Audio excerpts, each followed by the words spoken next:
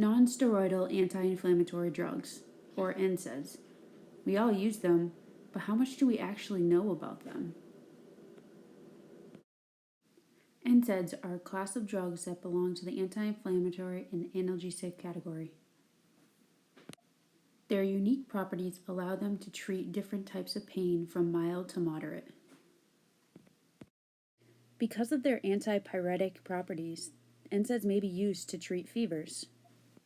Although most individuals use NSAIDs that are over-the-counter, such as ibuprofen and aspirin compounds, there are prescribed NSAIDs such as Celebrex and salicylates. NSAIDs work by blocking the production of certain chemicals within the healing stages of the pain model.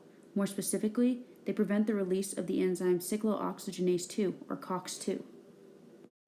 As noticed on the model on the screen, COX-2 is responsible for the release of inflammatory prostaglandins, which also contributes to pain, heat, swelling.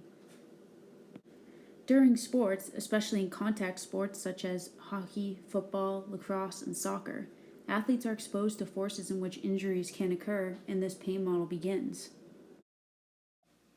Even though they are wearing protective padding in specific areas that may be more exposed than others, there is still a risk of injuries ranging from minor bumps, bruises, and strains to major injuries such as fractures and tears.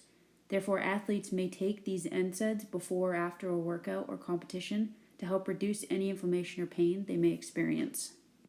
As clinicians, we may recommend to our athletes to take these NSAIDs after an injury to help with the pain and inflammation. But how much do we actually know? What are the side effects? There are many side effects to both the short-term and long-term effects of taking NSAIDs. Some short-term side effects include gas, feeling bloated, and heartburn. However, persistent side effects over a long period of time can lead to major problems within the cardiovascular, renal system, and more commonly, the gastrointestinal system. Some gastrointestinal problems that can occur include gastric bleeding, gastric ulcers, or perforations and obstructions. These GI issues are the most common drug-related side effects in the United States. In a study published in 2000, patients with rheumatoid arthritis who took NSAIDs on a regular basis presented with a risk of GI complications 3.5 times more than those who do not take NSAIDs on a regular basis.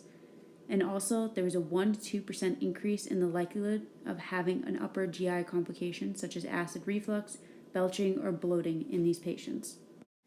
The long-term use of NSAIDs may not only just affect the different systems within the body, but it can have a great effect on the healing process as well. In a study completed in 2016, it was found based on different research that NSAIDs should only be taken within the first 2 to 3 days after an injury to help the body in the beginning stages of the healing process.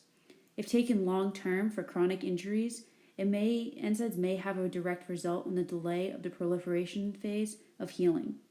During this time, this is when the development of collagen and repair tissue is formed. Delaying this could result in an insufficient healing of an injury.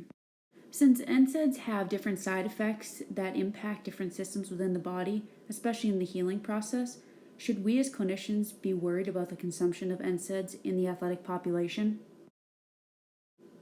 To further dive into this theory, in a study published in 2015, researchers looked at the amount of NSAID use during different age groups of athletes in the FIFA World Cup.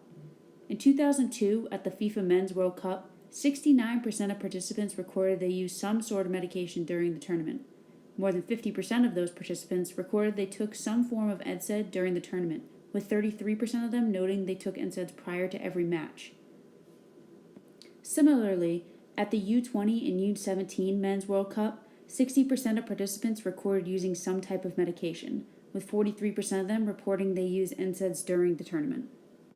Because there are serious side effects to taking NSAIDs for a long period of time, as healthcare providers, it is our job and duty to understand these effects and thoroughly provide knowledge to those who may be wanting to take these drugs.